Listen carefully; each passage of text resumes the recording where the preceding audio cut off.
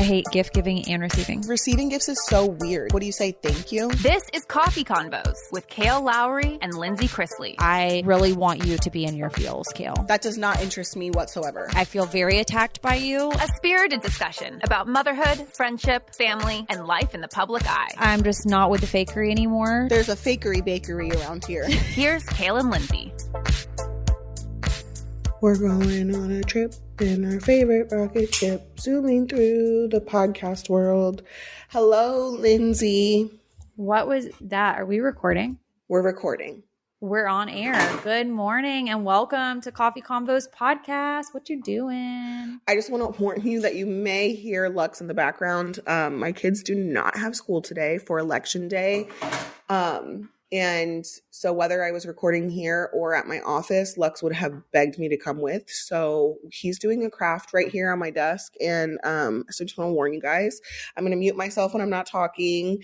Just a little bit chaotic today, you know? I do not love a chaotic morning, to be honest. Like, it's my least favorite thing in the world. Like, if I could have chaos, if I had to pick like where I wanted chaos in the day, it would be like midday chaos because I at least have time to recover from it before I go to bed. But like, I don't like starting my day or ending my day chaotically. Okay. Well, that's never going to happen in my house. It's always going to be chaotic in the morning, less chaotic in the middle, and then always chaos at night. Can you tell me specifically what breakfast looks like at your house? Oh, and it's never the same. Some days we have like a nice, good, solid, like formal breakfast in the morning. And other times we're grabbing stuff in the car and I don't know what they're grabbing. So could be Cheez-Its, could be waffles. I don't know. It just depends. Wait. What is like a really good traditional breakfast look like in your house? My kids, they love scrambled eggs and bacon. Oh, so your kids are those type? Yeah. Okay, my son would murder me if I scrambled eggs and put bacon on a plate. Why? What does he like to eat? Will thought that was going to make him bulk up for whatever reason. So I think he became traumatized from eggs and bacon for so long that now that we're no longer married, I feel like Will probably still does that. But then did I tell you about the time that Will was cleaning out his truck because they also were doing breakfast like on the go, so eating on the way to school. And Will was cleaning out his truck, and in the back like little side pocket of the door, he found all of these like hard-boiled eggs where Jackson had just like done a drop off and then got out, act like he ate them. Who the fuck would what? Hard-boiled eggs? None of my kids would eat that. Will. He hard boils eggs and then just like gives them to Jackson to eat in the morning. I don't know if he still does that. I don't know what goes on over at his house, but I specifically do more of like sweet breakfasts, which is probably not like the most healthy option, but I live by as long as they're eating and they're getting something, that's better than not eating and getting nothing. And so we do cinnamon rolls typically this time of year, when it starts getting like a little bit cooler in the mornings, we'll do cinnamon rolls. Definitely on the weekends. If I have time, I'll do it like on school days, but I'm a big like oatmeal, hot breakfast person. I love for him to have a good hot breakfast, a little bit of fruit, a glass of milk or a glass of orange juice, and then out the door. Two of my kids have breakfast at school and it's free. And it's weird because none of my other kids had that, but where they go to school for Spanish immersion, they have free breakfast. So if Lincoln and Lux don't eat in the morning, I'm not concerned at all. Actually, speaking of that, I used to love school breakfast when I was growing up. I didn't have school breakfast. It wasn't an option for me. It was the best thing ever. Like their breakfast, I don't know if it was just my school. I hope people back me up whenever they hear this, but I would much rather have had school breakfast than school lunch. Like pack me lunch, but let me eat school breakfast. Okay, I can see that because I feel like, I don't know, breakfast is more, I don't know, it's like more flexible, but like school lunches are like the cheapest of cheapy cheap. Oh God. Do you remember those like rectangular pizzas? Yeah. Like, do you remember they fit like perfectly in the tray? Yeah, I do remember that. That's probably But what's wrong with us. I had free lunch at school up until high school, because my mom obviously was poor.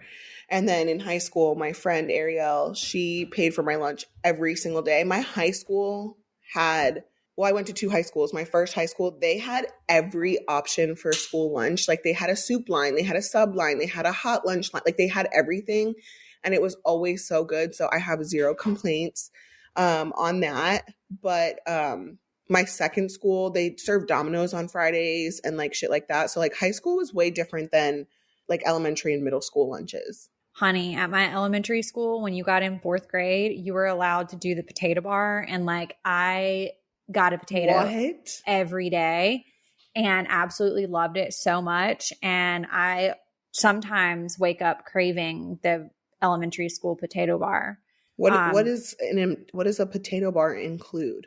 Well, it just includes like potatoes, like baked potatoes, and then like all the toppings that you would put on it. So it had like butter and sour cream and cheese and chives and bacon bits and like just like all the shit. And people liked that? Well, I don't know if other people were getting it, but I was. I just don't know, like, of all things that a school could have done, like, why a potato bar? Like, that's so weird. You know something else that's like really disgusting that I'm about to out myself for? What? Oh God. Like I can't even believe that I'm saying this. Okay. Chuck E. Cheese, people make fun of their pizza all the time and like their salad bar, but like I specifically love it. Oh, they used to have the best pizza. They don't have good pizza anymore. It's disgusting. Oh, I love their pizza so much. No, it's they just changed it. The old pizza was lit. People say it's like cardboard pizza, but like I absolutely love it. And I also love a salad bar anywhere. And it's probably like the worst thing for you. No telling like what type of E. coli is going on there, but oh yeah, I don't care. Ruby Tuesday has the best salad bar, and I don't care. I will forever go there. I don't care. Who even goes to Ruby Tuesdays? But or their Tuesdays? Fucking salad bar is lit. What? It's so good. What do they have I know at it? that you guys can't hear Kristen, but I know she's backing me up on this one. Like, what do they have at it? Everything. They have literally everything. You know what pisses me off? People who put cherry tomatoes on their salads. Like that pisses me off. People who eat cherry tomatoes in general are foul. Who decided that was a good idea? Who decided to grow those? Those are so disgusting. Cherry tomatoes, grape tomatoes, tomatoes in general, red tomatoes, green tomatoes, yellow tomatoes. I don't care. They're disgusting. Red tomatoes are not a thing. What are you talking about? I hate tomatoes in general. Like I don't like them at all. You just hate them. Mm-hmm. I have a really funny story and I'm going to post the video on my Instagram when this episode airs. But we were in my garage and Jackson started pulling out shoes that were like bought for him that were just too big. Like, does other moms do this where you see something that you like, but you just like buy it too big and then like they'll eventually grow into it, right? Yeah, all the time. So I do this with shoes and stuff. So he goes upstairs and it's basically like he's just like shopping at a mall in his closet because he's pulling out stuff he's never worn and it like now fits. So he put on some fresh J's. They didn't even have a crease in them, like so fresh. He pulled out another pair of Jordans the next day and we went to go and get sushi. And I told him, I was like, you need to hurry up and put your shoes on. Like you literally move the speed of smell. Like you are moving so slow. And I said, just put on those Crocs. And he's like, I really love my Crocs. And I love them so much, but I would never wear them to school. Just like it wouldn't be something that I ever thought of doing. And I shouldn't even think of doing it because my school doesn't let you wear Crocs there, which I don't really understand. They say that it's dangerous because if you had like a fire drill or something and you had to run, then Crocs would be dangerous. And I'm like, oh, really? And I'm acting like I'm like super invested in this conversation. Every mom knows like that move of like, oh yeah, like tell me more. First of all, you can put them in sport mode. So whoever said that is trifling. Ma'am, literally I fell out in my garage because he goes, but I don't understand like why the school thinks that, because do you see this strap right here? And then he literally flings that strap back, puts it on, takes off from the garage into the driveway. And he goes, did you see that? My Crocs didn't go anywhere because they were in sport mode. Period. Period. Say it again, Jackson. First of all, who created sport mode and like why do y'all call it that? I don't know, but my Post Malone Crocs are, you can only wear them in sport mode, but they're like heavy duty Crocs. Like they're just like a special edition. And so when I wore them to football, someone was like, damn, Kail, like you really got those in the official sports mode. And I'm like, I fucking know. Like, I don't know who came up with that term. It was probably a TikTok of some sort. They should probably get a royalty of some sort. But yeah. And speaking of Crocs, I wonder if the person who, because they like went out of business for forever or whatever. And then the person who like did the gibbets thing, I'm pretty sure she was on Oprah. I wonder if both of like who owns them now and are they like kicking themselves in the ass? Because they like came back. Crocs came all the way back. First of all, I'm not trying to be a Croc hater because like I really like don't hate them. I think they're so cute on little kids and I think that they're a great alternative to, you know, just regular shoes or whatever.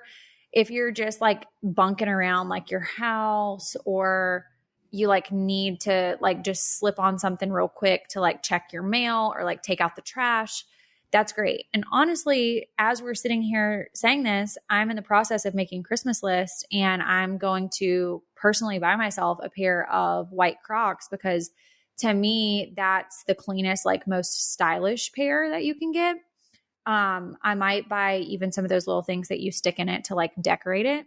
But I don't love Crocs. Like I would never just like be out wearing Crocs like at Marlowe's on a Monday.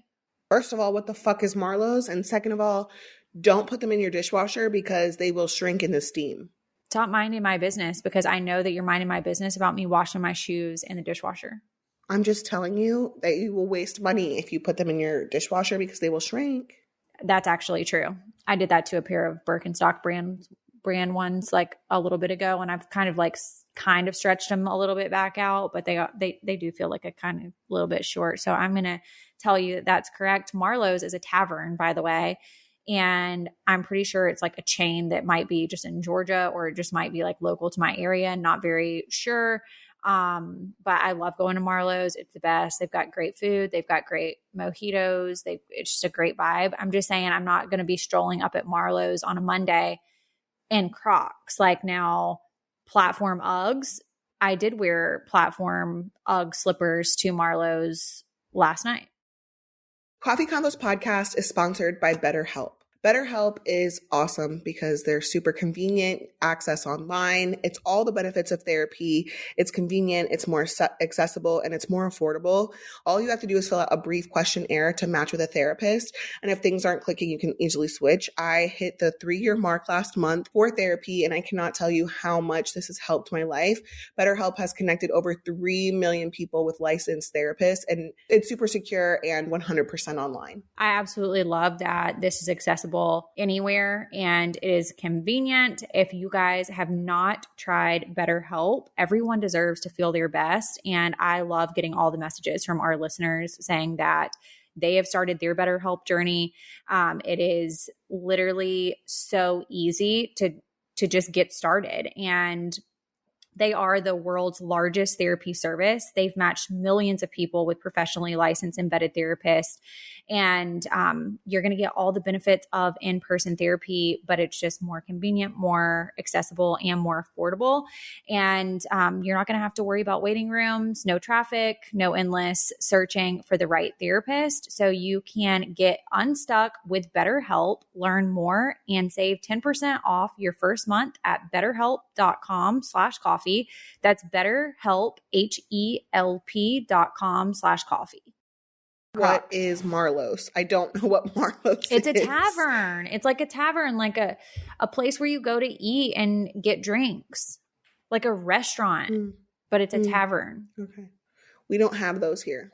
Like you don't even have fun right now.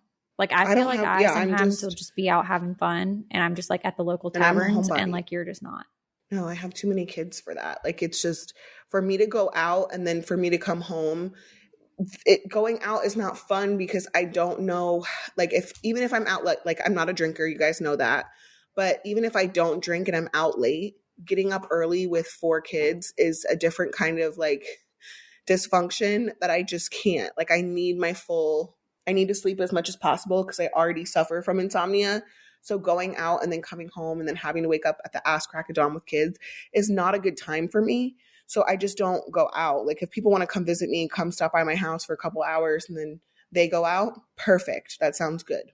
See, you and I are opposites. I've got a couple things to say about this. So I don't know what the life is like to be a mom of four, because I was actually thinking about you the other day when I picked up sushi to bring home for Jackson and I for dinner. It was like I picked up 2 rolls and 1 soup. Like that's not realistic for you. And I think about like how much food it takes to feed those kids and just like how chaotic it would be to be a mom of 4. And I just don't, I can relate to motherhood and certain things of raising a boy, but multiples in that way. Like I'm not the best person to ask because I don't freaking know. That's first of all. And my kids none of them eat the same things. So like me going out to get like sushi would never be a thing because, well, none of my kids eat sushi. That's number one. Okay. Well, here's what I do with Jackson. I have started because I allowed him to be like a super picky eater when I was married. And I don't really know why I was doing that. I allowed it for whatever reason. I was like, I just have one and we're home all the time anyway. So like, who really cares? I'll just make everything that he likes.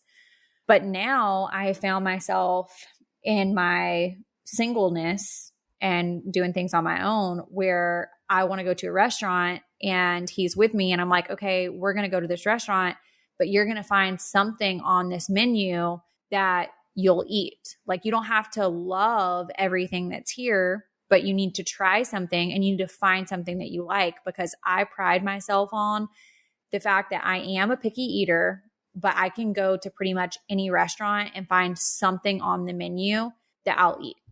So I'm dedicated. So picky that I sometimes don't. I just don't find something. And all my kids are the same way. So I also wouldn't take like, I can't remember the last time I took my kids to a restaurant. I would take my older 2 and then sometimes Lux, but like for me, I wouldn't take Creed to a restaurant. He's 2 and it's just not. Now that I'm a mom of 4 and I have the experience that I have, I would not, there's things that I just won't do. And I know that people give me backlash on, you know, they never see Creed in pictures and this, that, and the third, but it's just because I've learned over the time, I'm not going to stress myself out taking a 2-year-old to a restaurant. He is very well behaved when he needs to be and when he wants to be, but I'm not, when he's 5, I'll take him, but I'm just not going to go to a restaurant with all my kids either. Like that's the other thing. So, Lindsie, I would love to just switch lives with you for like, what's the other side of it? I feel like there's 2 sides to that because any mom who's listening to this is going to be like, okay, they're going to fall on one or the other side. So you're going to have moms that are going to be like, no, I'm going to force my kids to go and I'm going to struggle through their bullshit while I'm out eating because I'm not going to let them dictate my life and what I'm going to do. And I'm not going to be like an accommodating mom to that. And they're going to learn how to like socially come correct to like a restaurant, whatever. Then you're going to have the other moms who are like, it's not worth the fight. I'm not doing it. I don't care if they don't know how to go to a restaurant. They'll eventually grow up and learn. Now it's just like not the time. And I have been both of those moms. Yeah, no, and I have too. Like I definitely, I hear you and I could understand like where other moms would come from in the sense of like, I'm going to teach them how to behave in a restaurant and things like that. But I don't think that, like under 5, I don't know that and there are obviously kids that are so good in restaurants. I don't know what Creed's attention span would be at a restaurant because we don't really go. But I also think that I could teach him those same manners in a restaurant when he's 5 and have more success with it. So I know I'm not talking about him right now. I'm talking about him when he turns 5. And so like, I've never really had a problem with my other kids in restaurants. So I just, I don't know, like what works for whoever is fine. But for me, I'm not same thing with potty training. I'm not pulling my hair out for, 6 months to potty train. And, they're not, I'm not going to potty train for 6 months and pull my hair out and stress myself out just to say he was potty trained at 2.5. I'm going to wait until he's fully ready. And then I'm going to potty train him in 2 days. See, I'm in complete agreement with that. And that was the method that I used with Jackson. I feel like when they're ready, they're ready. Now, I mean, I don't believe that they should be 5 years old walking around shitting on themselves, but like, you know, everything with limits. But at the same time, why stress yourself out? Like, what clock are you working against? Like, to be able to tell someone that my child was potty trained by the time they were 2 years old, like, congratulations for you. Like, I'm glad that that worked for yours. That was not the situation for me. And I was not stressing myself out about it because I didn't care what anybody thought about it. Same. And honestly, my kids didn't care. I'm sure it's less stress on them, you know, like when they can be potty trained in 2 days or 3 days and they, you know, they're not like, I knew somebody who like, I'm not going to mention names, but she would get so fucking frustrated with her daughter. And it was just like, just to watch it and to hear about it. And it's like, if you're not asking for my advice, I'm just here for you to vent. And she would get so frustrated and I would just listen. And I'm like, in my head, like, she's not ready. Like you smacking her, spanking her is not going to change like her behavior. It doesn't you smacking fix. and spanking her isn't going to stop her from pissing herself and shitting herself, actually. Right. Because if she doesn't understand how to go to the bathroom, she probably doesn't understand why she's getting hit. Yeah. See, okay. And then back to the part where you said that you would just like rather people come and like hang out with you at your house than go to like a restaurant or like meet someone out.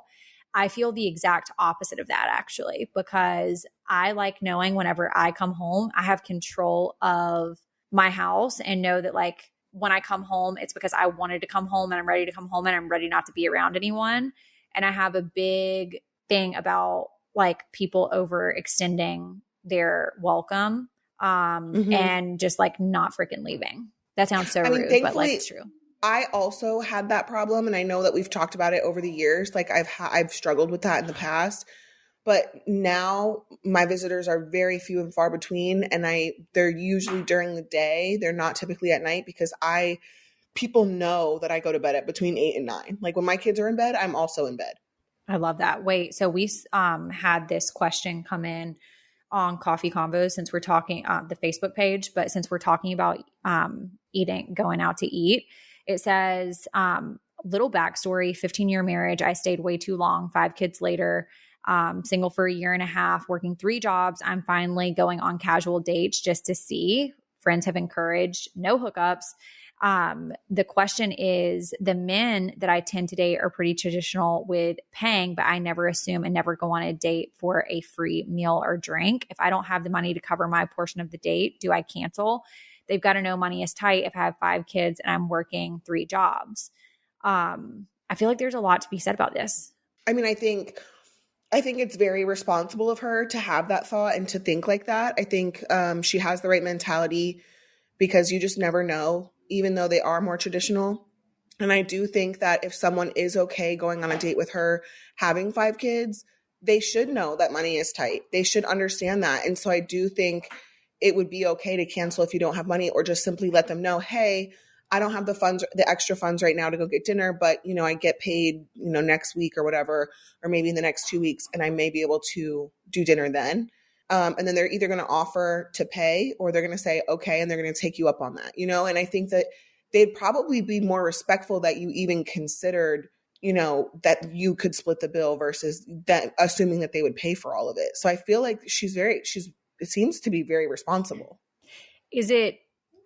I love this for her that she literally has thought this far in advance and like thinking of these things. I think that is very responsible. I just wanted to touch on the never going on a date for a free meal or drink. I also would never go on a date for a free meal or drink. I have very limited time to myself, and I'm not going to waste my time just going to dinner with someone just so that I can eat for free and drink for free. Just not a mentality that I have, but I do know that a lot of people do it.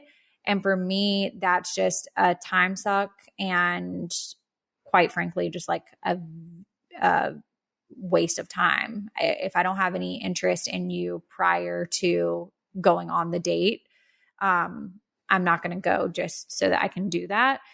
Outside of that, I do love traditional men. And I love the fact if a man is going to invite you on a date, that he's going to pay for that. And maybe, I agree. Maybe that's a wrong mentality in today's society. I don't know. It was how I was raised. And typically the men that I have been on a date with, which has been very few, that is, I don't want to say it's an understood. It's just, I don't know that I've been on a date with anybody, like a first date with someone, and them like not immediately pull out their card. I like the idea of like a traditional they pay. I've never gone out on dates. As we all know, I've talked about it a million times. I also feel like her a little bit in the sense that like, I don't know that I don't like the idea of accepting someone paying for me to do something, because I constantly feel like I owe somebody something if they pay for my dinner. Like a couple weeks ago, my girlfriend was like, hey, I really want to, catch up and we can go get lunch on me. Like, I know you've had like a hard time, blah, blah, blah. I was so uncomfortable with her paying for my lunch. I don't know.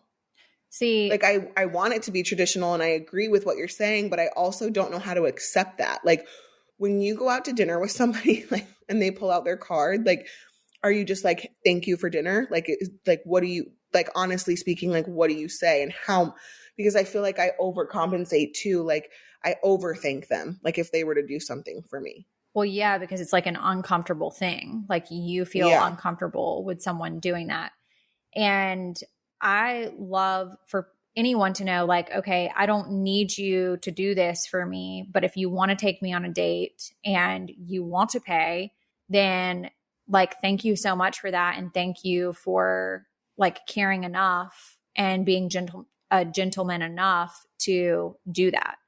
I don't know that and I mean, maybe it's just like the type of men that I attract, but I don't know that I have ever attracted a man that like wouldn't be willing to pay for a date. So there's that. I want to further this question. Once you go on dates and then this dating situation turns into a relationship, that point when you guys go out to dinner, and whatever, is it more of like, he pays one, you pay one, you split, this is going to be a situation that finances aren't combined. Like you both have your own finances. You don't live together and you're regularly going out to eat. Do you pay one, he pays one? Or do you split? Well, and I do that with my friends. Like me and Kristen do that a lot. Like, because whenever we go get like our disport and stuff, we always go to lunch after, and Kristen and I will take turns. And like, I'm okay with me and Kristen doing it because that's my best friend. In a relationship, like I also feel like I could be okay with that if it's been a pretty decent amount of time. I'm okay with it. If it's me and Natalie, same thing. But it would take me some time, I think, to be comfortable with that in a relationship. I would love to know what other people think about this. Same. So let us know. What's the first thing that you guys do when you wake up? Because if it's checking your credit score, I don't necessarily believe you. But at Chime, that's exactly what they do. With their secured Chime Credit Builder Visa credit card, you can actually start building your credit with your own money, which is really nice. And Chime reports your payments to credit bureaus to help you build your credit over time. Their members see an increase of 30 points on average. I love this. And I love the fact that there is no annual fees, large security deposits, or credit checks to apply. I also love that you noticed that someone else was also using it. So if you guys have not checked out Chime, you can start your credit journey with Chime. Sign up takes only 2 minutes and doesn't affect your credit score. You can get started at chime.com/convos. That's chime.com/convos. The Chime Credit Builder Visa credit card is issued by Stride Bank in a pursuant to license from Visa USA Chime checking account, and $200 qualifying direct deposit required to apply for the secured Chime Credit Builder Visa credit card. Regular on-time payment history can have a positive impact on your credit score. Impact to score may vary, and some users' score may not improve. Out-of-network ATM withdrawal fees may apply except at MoneyPass ATMs in a 7-Eleven or any Allpoint or Visa Plus Alliance ATM. So this holiday season, all my little cousins are getting KiwiCo, and KiwiCo knows a thing or two about delivering fun for all ages, and they're here to help you give awesome gifts. This is a subscription where you're giving so much more than a toy. They get a season of discovery and experiences delivered straight to your door. Each box is kid approved by a crew of kid testers to ensure they're all age appropriate and seriously fun. They are projects that include all the pieces, all the parts. You don't have to go to the store and get anything. And you can cultivate your child's natural creativity and curiosity by giving them tools to learn new skills and make new connections to the world around them. I absolutely love KiwiCo, and I am actually about to get on there today to order some crates today for Jackson to just have at home for the days that he's out of school, because it just is so much fun. Everything that you need is in the crate, and it just takes all the thinking away, which I love. I also love to gift this as well, because it is a gift that just keeps on giving. And I know as a parent, sometimes it can be so hard to find creative ways to keep your kids busy and challenged. And this holiday season, I am going to make sure that I am prepared. They have 9 different subscription lines for different ages and categories. So there's going to be something for every kid. There's no commitment, so you can pause or cancel at any time. And they have so many cool things like hands-on science, art, and geography projects, and they're going to be delivered to your door every month. So give awesome this holiday season with KiwiCo. Get your first month of any crate line for free at kiwico.com/coffee. That's your first month free at kiwico.com/coffee. I wanted to bring up some things that I saw in media and pop culture. And I also wanted to give an update on the Amish guy that I talked about in previous episodes, because he came up on my timeline again. And people have asked so many things. So I'm going to go down the list on the things that I needed to tell you about in case you haven't heard.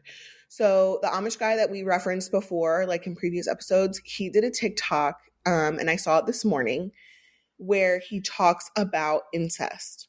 And I know the previous one he talks about, that we talked about on the podcast, he was talking about animals and, like, trigger warning, bestiality and stuff. So now there's another trigger warning for incest.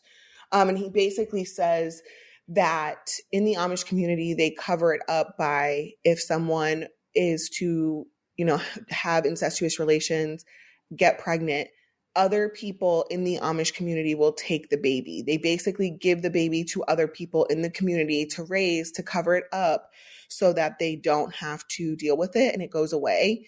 And he even says that, like, he knows people that have done this and they have no idea where the babies go, but they typically go to other Amish communities in other states and other towns.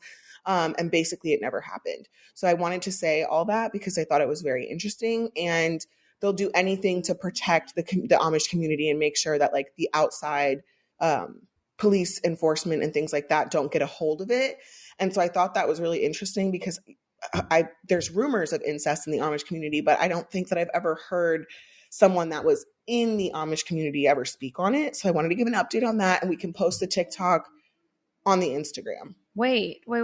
So women get pregnant from incestual relations, and then they take the baby at birth and then put it in other communities?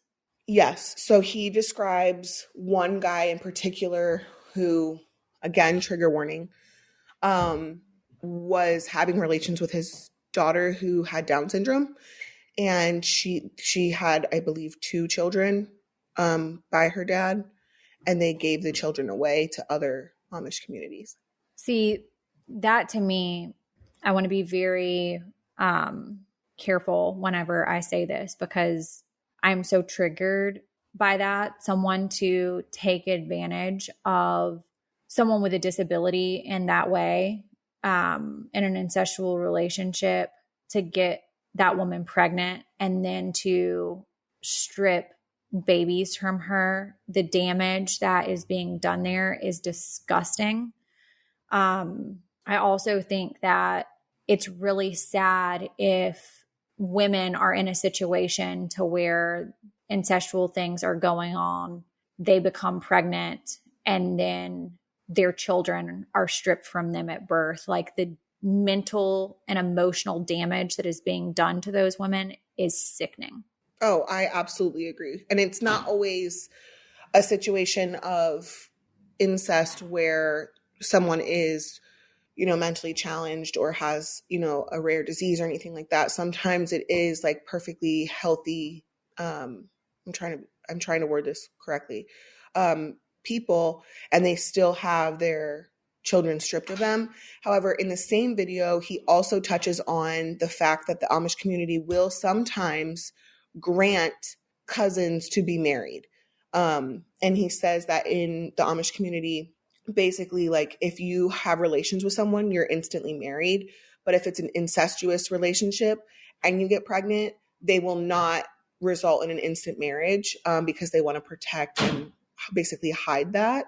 Mm-hmm. So that's why they wouldn't instantly marry a couple that has performed, incestuous relations or acts or things like that. So this guy has a lot of insight, and I feel like he's raising awareness for the Amish community. But I mean, I'm sure there are so many good things. I have, the Amish have worked for me, and they have really, really great things to offer as well. But it is very sad and disgusting what goes on. I think the entire situation with the community saddens me, because you can be angered when you hear these things and feel sad and like all of these different emotions, but also a lack of education and just general knowledge is really, really sad too. So everything that we've discussed about this, it just truly does sadden me. Agreed. Wait. In other news. No, you can't. I got to tell you, while we're talking about the Amish, this is not about the Amish, but it's about a cult. That baby Holly that we were talking about last week, someone sent me a message and said the parents of baby Holly in Texas were said to be in a religious cult of some kind. She says, not sure if they wanted to leave or what, but the cult members ended up murdering the parents and taking baby Holly. And then she was left at a church in Arizona, where she was then adopted by a family.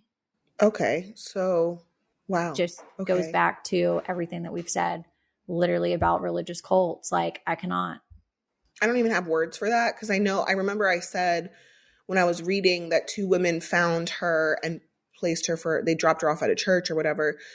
But I'm surprised the cult didn't like take her in themselves.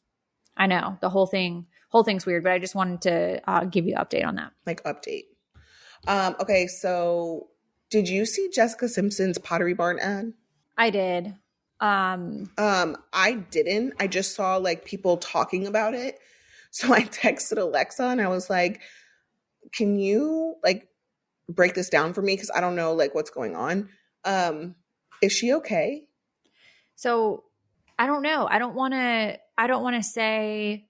Like, I know we don't want to jump to conclusions and like accuse her of anything, but it just seemed it did seem a little weird. I think there's been a lot of things that I've seen pop up of Jessica Simpson that I've just been like weirded out by. Oh, really? Yeah. Just, I mean, videos, body language, the way she talks. I'm going to say like, I kind of am getting like a little bit of Britney Spears vibes.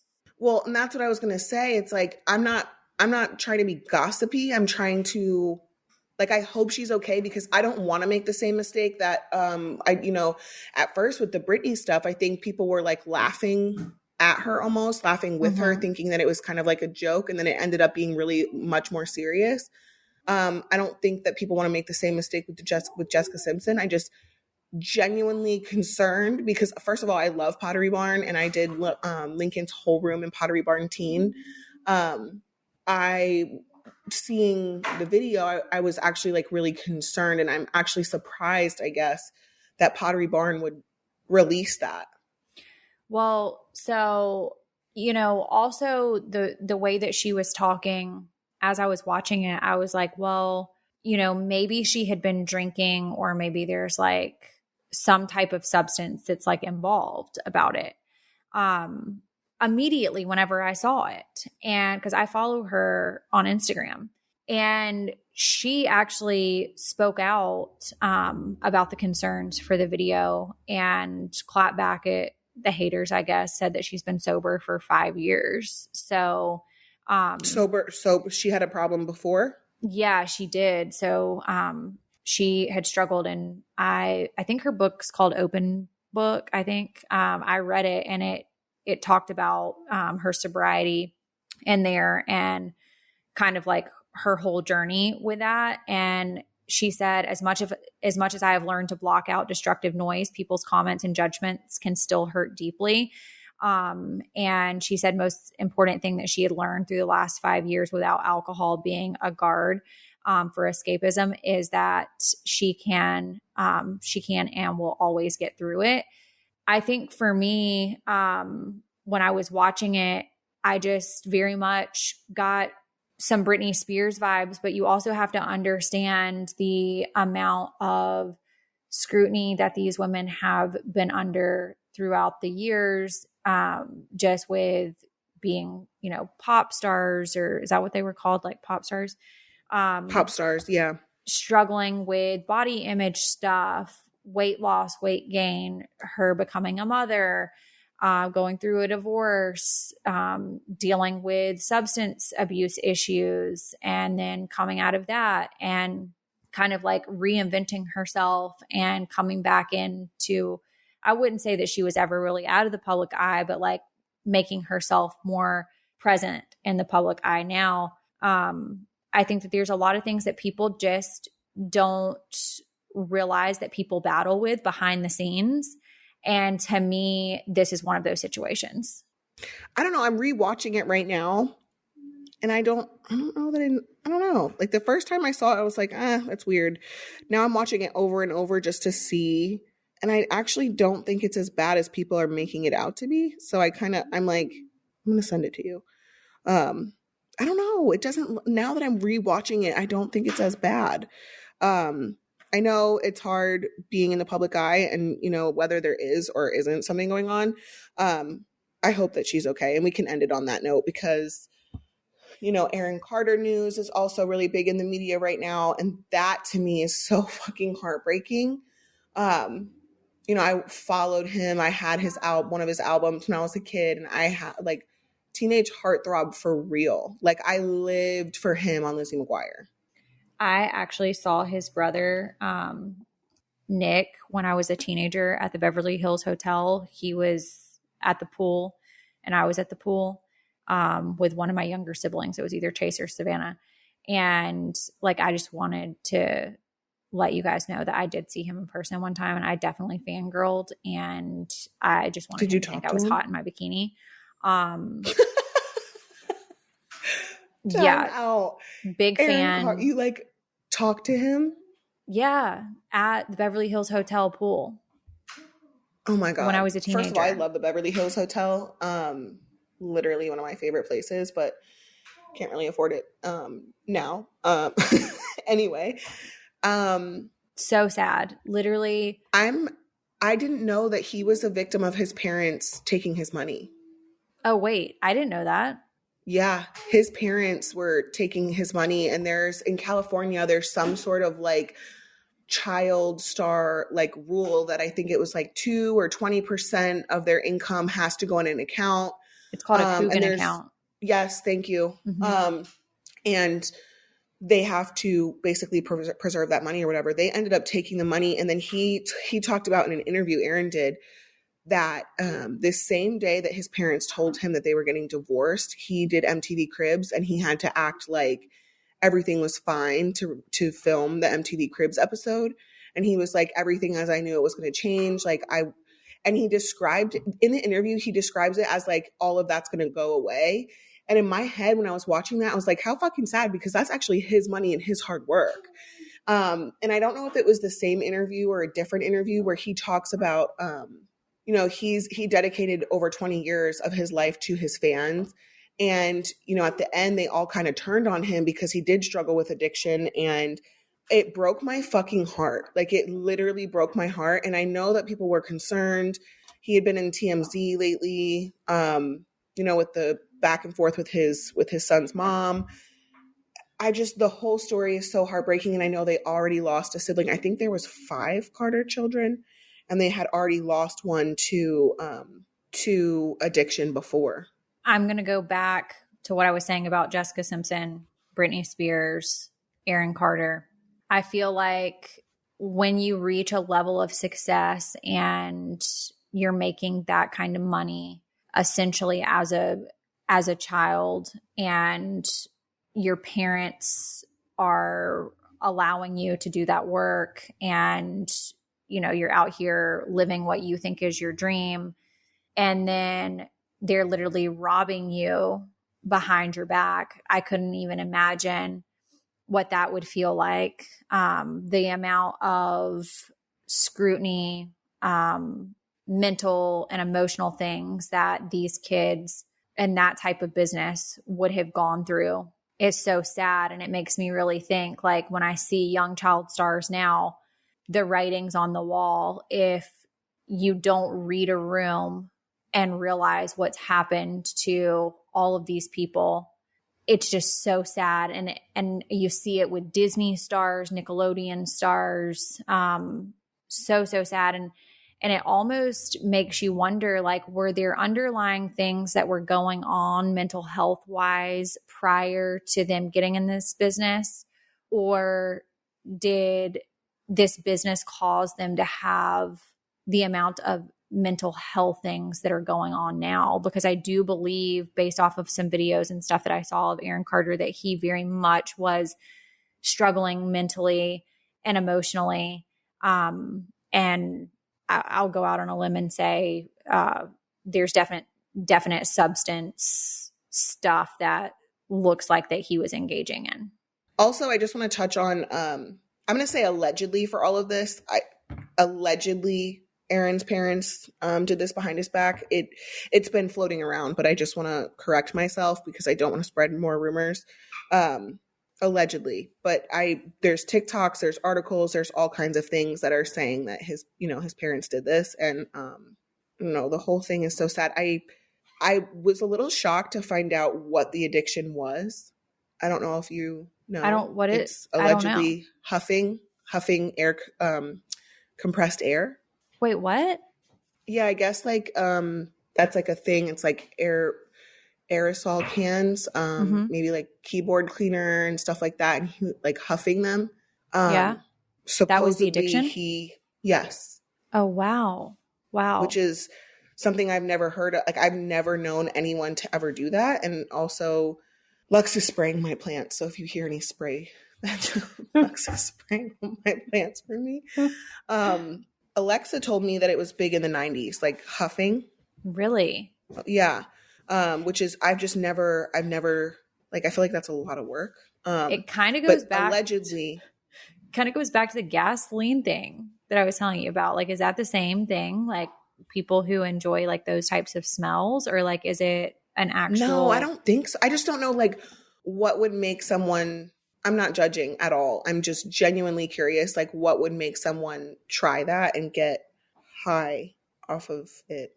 I don't know. I don't think it's the same as liking the smells of like permanent markers or gasoline or anything like that. Cause I don't think I don't think it's the same. I don't think, cause like I like the smell of nail salons, but like I wouldn't go in there and like huff it to get high or anything. But I wonder, like, did they just like pick up a can and they're like, let me try this? Like, this is so, I don't know.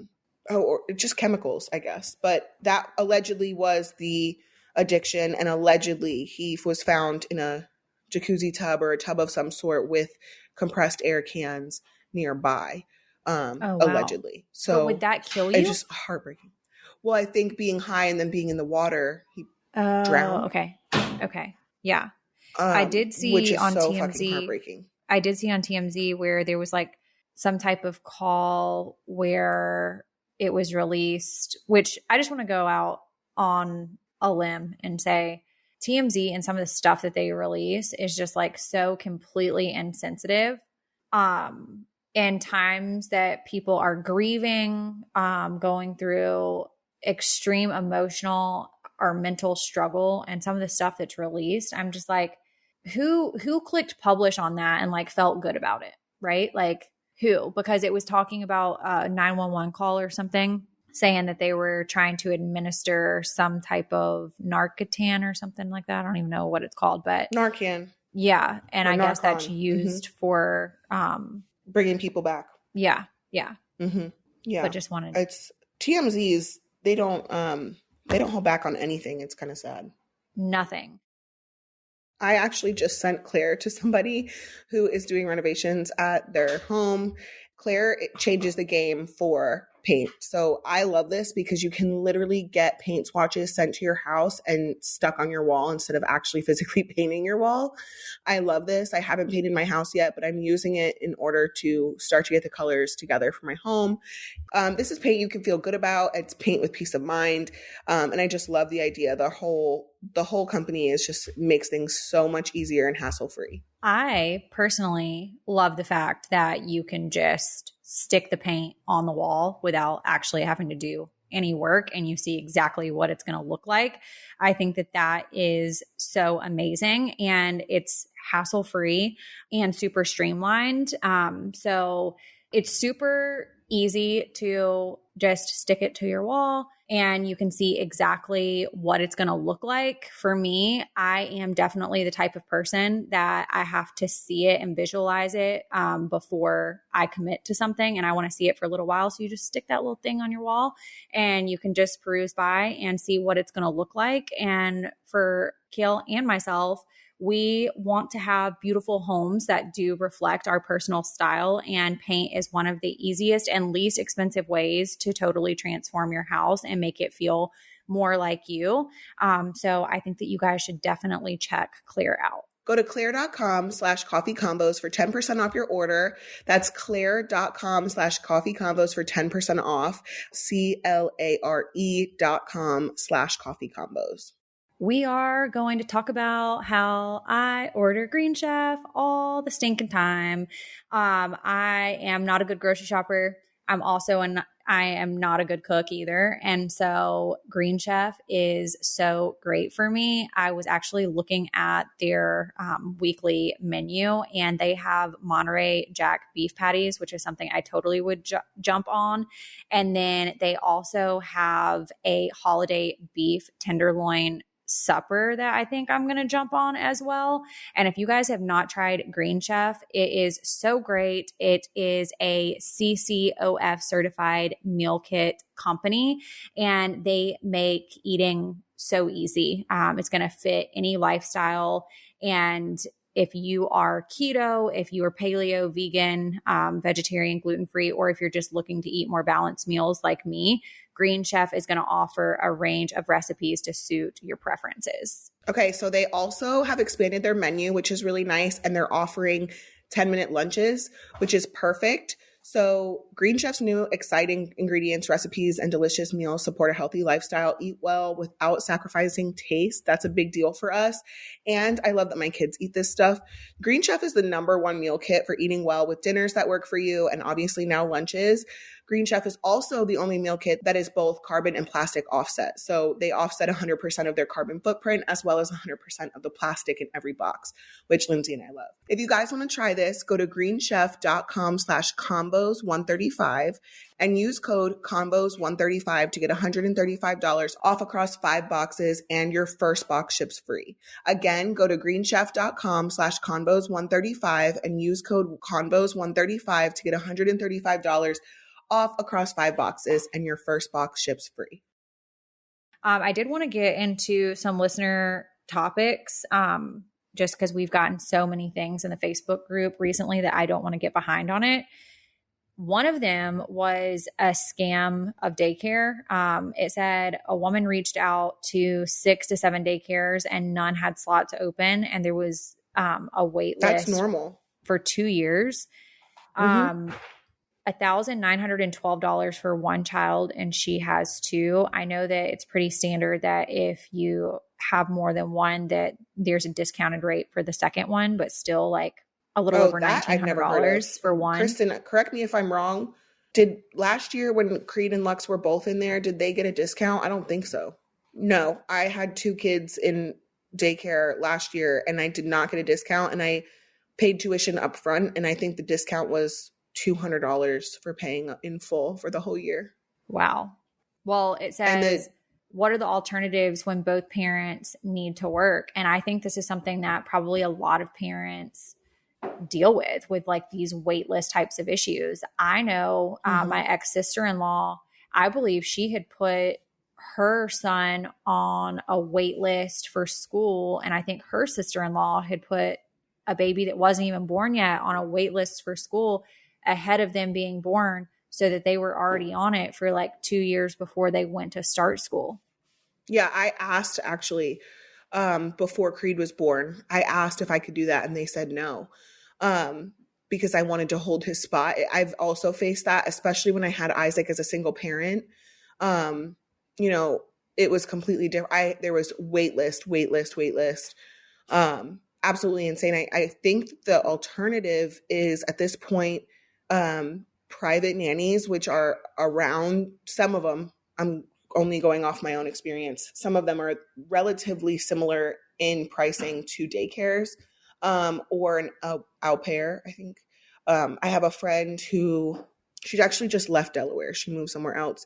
She hired somebody from another country who, that's what they do. Like they come from other countries and they do nanny services. And then I had met this woman in Dominican Republic last year when we went. If Natalie didn't want to work, stay with my kids, I was going to have Rosario come here. And I paid for her to get like her visa and stuff like that. And but Natalie ended up staying, with me and the kids. So it worked out. But I think that's the only alternative. But it's like, I think people are afraid, or maybe they don't think of those options as options. But they are out there. And I definitely think that they are real options. I will say that when I first had Jackson and Will and I were like so newly married, we didn't really have any money. Like we literally lived paycheck to paycheck. And, there were times of the month where we had like $20 left to our bank account before he got paid on Friday. And so there just like was not money there to be able to afford anything. And, when I looked into daycare options, it actually would have been more expensive for me to work than to just stay at home. And I think that's why it's so hard for people to be able to get ahead, because the cost of daycare and raising children is so high that it makes it very hard to be able to get ahead. Well, it just doesn't, it goes back to the whole situation where society, this whole mom staying at home is based on the ability of their partner to be able to work full time and provide everything. And that's just not the case in society anymore. Like we need two incomes, but then one of them is truly going to childcare. So yeah, it doesn't make sense. And it's not, I don't know what the alternative is. This was also from the Facebook group. It says, let's talk Christmas, especially Christmas gifts from others. I'm talking grandma, grandpa, super close family. Is it rude to send out a wish list of items your child would actually play with, not something that Aunt Karen ordered out of her as seen on TV magazine? I've learned that my kiddos get toys that aren't age appropriate, so they don't get played with, or something that she's just not interested in, or something that's just honestly an odd gift. I have a wish list that I've made over the year and debated sending it out. Is this rude? I'd honestly prefer people to send me their kids' wish list so I could buy them what they actually would want and would use. I prefer that. That's actually new to me. V was the one that first opened my eyes to that, where she was making VV's like Christmas list and stuff like that through Amazon. Yes. And I fully agree with that. I do have a cousin who is like, you get what you get and you don't get upset. But for me as a mom, I don't want her spending money on stuff my kids are not going to play with. For that, just don't get them anything. Like, yes, we are grateful that you even thought about us. But I don't want the junk. I don't want the clutter. And for me, send me your kids' list that I'm going to pick something that they want, or let my kids pick something from that list. I would 1000% prefer that. And I think it's such a good idea. It is saving money for parents. It's saving room. And, I don't want to clean out junk, 3 months after Christmas and it had never been opened with or played with, but it's not. You get what I'm saying? I mean, I honestly feel like I like to give meaningful gifts, or gifts that keep giving, or gifts that I know are usable things that someone's like definitely going to use, or I don't go that route at all. And then I'll just do gift cards, which I know a lot of people are like, that's so insensitive. Like gift cards, it's no thought goes into that. But in my opinion, if I don't know someone well enough to go out here and buy them something, or if they haven't told me like, I want X, Y, and Z, chances are you're going to get a gift card because I know you'll take that gift card and use it for something that you actually do want versus me trying to play a guessing game of, oh, I like this, so you'll probably like this. I love the idea of doing the Amazon wish list. I do it. I will send it to my parents. I'll send it to my mom, grandparents, Will's parents. Like, it's just so easy. And we know that the things that are on there, Will and I have gone through that Amazon wish list and either taken off things that it looks like Jackson just like wanted on a random Tuesday, but like he probably doesn't actually want it. And he gets things that we know that he is going to use. And it just makes it so much more meaningful knowing that he's using it that someone else gifted him that he wanted. I agree. I've done practical things in the past for my like little cousins and stuff, like things that, like the tumblers, custom blankets, custom towels, things that they might not have wanted it, but it's practical. It's going to get used. But I also agree. Just send me your kids' Amazon wish list for their birthday. Like, just send it because I'd rather get them stuff that they want or a gift card. I agree. I can tell you, I have never gone to a birthday party of like Jackson's friends or like a family member or something like that and not ask like, please send me a wish list. Like, I always ask that. And if I don't get one, then you just get a gift card. I think that's fair. I think that's so fair. Okay, so this is the last thing from the Facebook group. It says, do you feel that it's disrespectful for a step parent to make social media posts of your kids referring to them as our girl, our boy, specifically if the biological parent has been completely absent for literally years at a time and their spouse that's doing this barely knows the child? I'm curious on what everyone's opinion is on this. Can you elaborate? So the first part of the question is, do you feel that it's disrespectful for a step parent to make social media posts referring to your kids as our girl or our boy? I think that depends on the situation, right? Like, it depends how involved is the other parent. What's the relationship with the other parent? What is your relationship with the child? I think it all depends. This might be a rose-colored glasses type view. I think I'm in a place that if I was going to be in a position to where I'm marrying someone, I would want all the bullshit out of the way with the other parent, that there would be such a level of respect there that they wouldn't view this as disrespect. Because I do think that there's a struggle when you're dealing with kids of wanting them to, feel like, okay, you love me so much and you love me as much as you love your child, and make me feel a part and all of these things that I think a step parent probably struggles with. But then also there is a struggle of respecting a boundary from the biological parent. And I think that, if all parents are involved, so like the step parent, the mom and the dad, or if it's like step parents, I don't think that anything about this is inappropriate because essentially that child is our girl or our boy. If there is no relationship with the biological parent, you don't have a relationship with them and the child doesn't have a relationship with them, I think that at that point, if you're doing more than what the biological parent is doing, then the biological parent shouldn't have an issue with it because they're not doing anything. Right. I do agree with that. I definitely agree with that. Like, it wouldn't offend me if V said something like me and her are good, but I don't know if I would actually like that if she said that. Just be honest. It's not a right or wrong. I don't know. I don't think she's never done it. And I think that's part of like the respect that she has for me. I don't think she's ever been like our boy. Like if she said that, it would be like me, her, and Joe, not just like her and Joe. Yeah. I think that that was my whole point of the thing. Like, if it's a collective effort and you're all, you know, doing a part in this child's life, like essentially it is, you know, our boy or our girl, not taking away a role of the other parent, but just like from a supporting step parent of being like, yeah, that's my girl, or like, yeah, that's my boy. Not discrediting the other parent. Yes. Position. Right. Mm-hmm. But I could see where this could get a little sticky and a little messy, and a lot of people getting pissed off. Totally.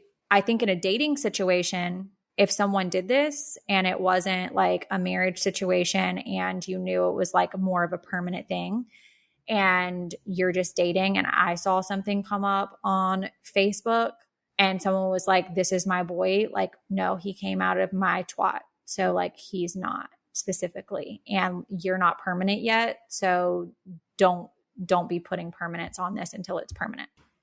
Right. And I've actually experienced that with one of them too. It was like, I had to reach out and say like, you don't get to use my son in ads. Like that's not something that you're going to do. Like, I'm not going to allow that. That's not something that I'm comfortable with.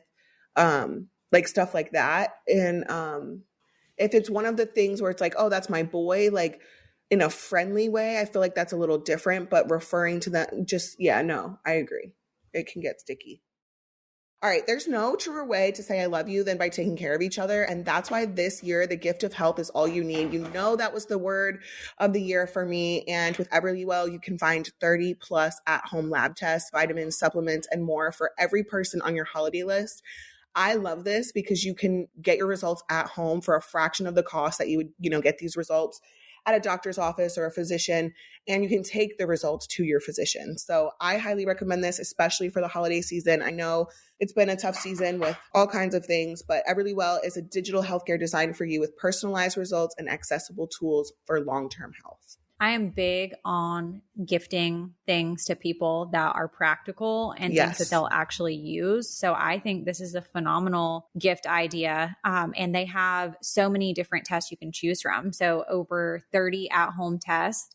And they have high quality vitamins and supplements. So you know whoever you're going to be giving that to is going to use it, or you can gift it to yourself and just find the perfect test for yourself or the person that you love. And they also have a women's health test that I recently did, you know, that we've done the food sensitivity, and a celiac disease screening test is also another option that they have. And it's super easy. They just ship the product straight to you, or your loved one with everything that you need in the package. And then if you ordered an at-home lab test, the sample can just be collected at home. It's going to be shipped back to a certified lab in a prepaid envelope included with the test. And then it's going to be digitally physician reviewed results and going to be sent straight to your preferred device in just days. So if you ordered vitamins and supplements, you can start adding them to your daily routine right away. It's super simple. Over 1 million people have trusted Everlywell to support their health and wellness goals. And now you can help your loved ones do the same.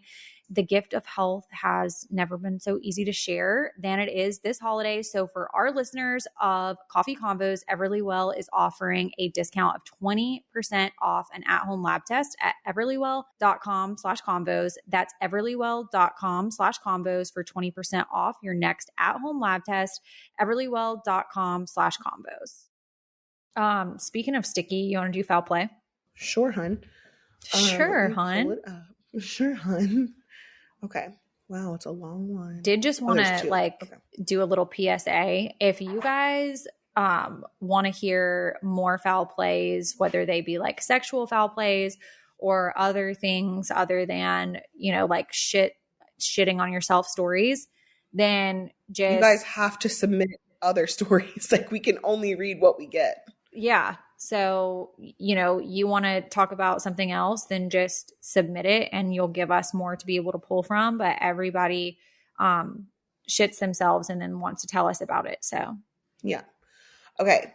Small backstory before I begin. My husband has sarcoidosis.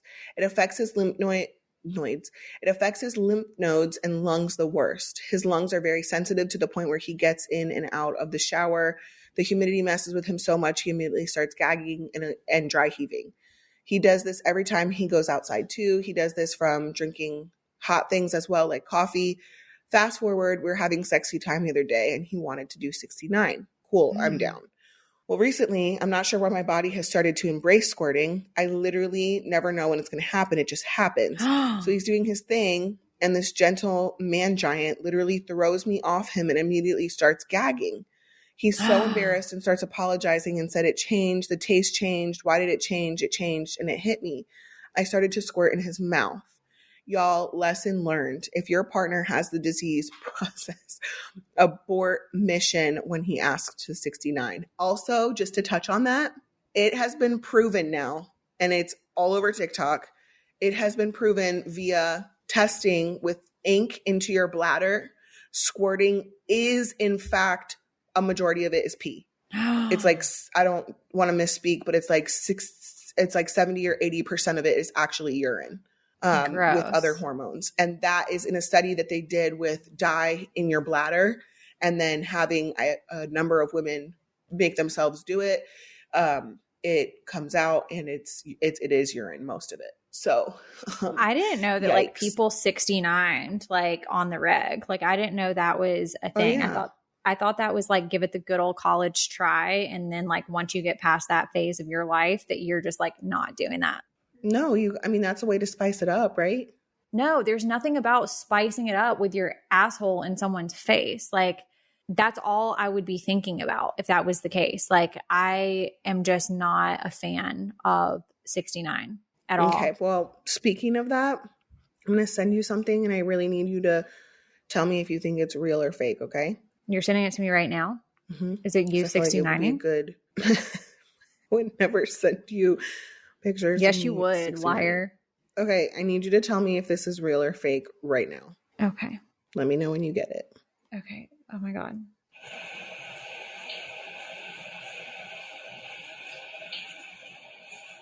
Why is it going like that? No, I think it's fake. You know why I think it's fake? Why? It doesn't match. Okay. Do you think it's fake? My friend sent it to me. No, I don't think it's fake. I think first of all, I've been with people. Kail? What? That dick is so big. There's no way. Like, that's not real. If there is an extremity that is attached to someone that is that big, like that's normal. What do you mean? That what? Is my. No, stop talking. That's one of my baby dad's sizes, and also that's his dick. No. It's not his. No. Okay, but that's how big he is, and how big my current partner is. No, that's literally not a thing. No, it is. No. Okay. Well, that's specifically what I am not looking for. I mean, if y'all want me to send it in the Kitty Gang group chat, I will, but I can't post it on the Instagram story. So like literally, let me know if y'all want to see what Lindsay's reacting to. We will get shut down. Okay. So 69 is a thing. It's like a regular thing that just people do. That's what you're telling me. Yeah. Mm-hmm. Okay. Well, I also would be mortified if this story happened to me. With that being said, I'm going to do the second foul play. Hi, Kail, Lindsie, and Kristen. I have a very foul play to share. Please keep me anonymous as I really debated on even sharing this. Well, thank you for doing so. Since having my son, my periods have been very heavy. I was on day 3 into my new job at a school and had started my period. In the middle of the day, I realized I was leaking through my ultra-sized tampon and didn't have a stash of extras. My office mate ran and found me a regular size, which I knew wasn't going to last me long, but it was better than nothing. I ran to the bathroom, and my male principal and superintendent are standing in the hall outside of the staff bathroom. Got into the bathroom, and I was wearing a dress, and while standing, pulled my shorts down just enough to take the old tampon out and put the new one in. As I pulled my shorts back up and went to dispose of the used tampon, I took a step and started slipping. I looked down and saw a ton of blood all over the floor. Oh. A huge blood clot had fallen onto the floor, and I stepped in it, smearing it everywhere. I was also wearing white tennis shoes, and the bottoms had like soft soles, so it was soaking up the blood and leaving a bloody footprint all over. It looked like a small murder scene. I'm panicking trying to clean up the floor and rinse off my white shoes in the sink since the bathroom was so tiny. Every time I moved, the automatic toilet was flushing and my administrators were still casually standing in the hallway outside of the bathroom chatting. I was able to get most of the blood cleaned off my white shoes so I wouldn't leave bloody footprints in the hallway and got the floor wiped up. But I was so flustered since it took so long, I left the bathroom, ran straight to my office without even looking up at the principal and superintendent. I hope this very foul play is a nice change from Poop Stories. Love listening to all of your guys' podcasts and look forward to them every week. Okay. That literally sounds like something that would happen to me because I sent Lindsie one time. I had changed my tampon and then went to Lincoln's football game, and the time that I left my house, the time I got to the football game, I was already bled through my clothes. And so this is not. Did I ever tell you the mattress story? The mattress story? No. What? Oh my God, I'm mortified to even say this, but I just want her to know that she's not alone in this because I had bought this mattress and everyone loved my fucking mattress, and by everyone I mean my girlfriends, not like men. So don't get it fucking twisted. It was such an expensive mattress, but I wanted it so bad. It was so comfortable. But I have really heavy periods. So I bleed through my clothes all night long. No. And unfortunately, I'm not going to get a new mattress all the time. I do what I can. But at the time I was like, what the fuck? This was when me and Chris were like newly together, washed my sheets and went to go put them back on. But when we were stripping the bed, Chris had seen all the blood on my mattress. Because it had soaked through. And like, obviously at that point I had known to get like a mattress protector. So like it was all old. But I didn't, and he was so mortified that I had to go get a new mattress. Like that day we went to Sears and got a new mattress because he was floored. It was Kail. so embarrassing. Yeah. That is so bad. I can tell you if I had to choose to shit on myself or to have this situation, I am definitely going to shit on myself. This is horrible. And I have never had a period like this, but I do feel so bad for women who do struggle in this way because that would just be so horrible. When you were going through that a while ago, I don't know if you still have like the same problems or whatever, but when you were going through that, I would feel so bad for you because it was something that like literally you can't control. No, you can't control it. And it doesn't matter if there's a bathroom nearby or not. Like, you don't know. Like, it's so messy and it's so unsanitary. And even like when you're cleaning up and then it gets on your, I just don't even want to talk about it because it would gross some people out. Trigger warning. We should have said trigger warning before the foul play, but she's not alone. And this has definitely happened to me. So I completely understand. Bless your little heart. Well, on that note, I'm actually going to put on some gym clothes, head out to the gym. I hope that you have a good rest of your day and rest of the week. And if you guys have not followed us on @Coffee Combos Podcast, make sure you follow us on Instagram. Also, there is a link on that Instagram for you guys to be able to subscribe to the Kitty Gang group chat that Kail was talking about.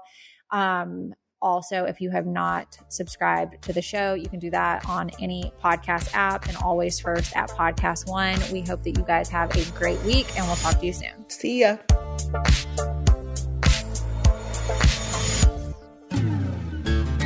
Hey, Friday Night Lights fans! It's Not Only Football, Friday Night Lights and Beyond is an episode-by-episode discussion of the hit TV series Friday Night Lights, hosted by yours truly, Scott Porter, who played Jason Street on the show, and my two wonderful co-hosts. Me, Zach Guilford, a.k.a. Matt Saracen. And me, May Whitman, a.k.a. someone who wasn't on the show but really, really loves it a lot. We will also bring on some special guests, answer your questions, and tell you about what's going on in our lives today.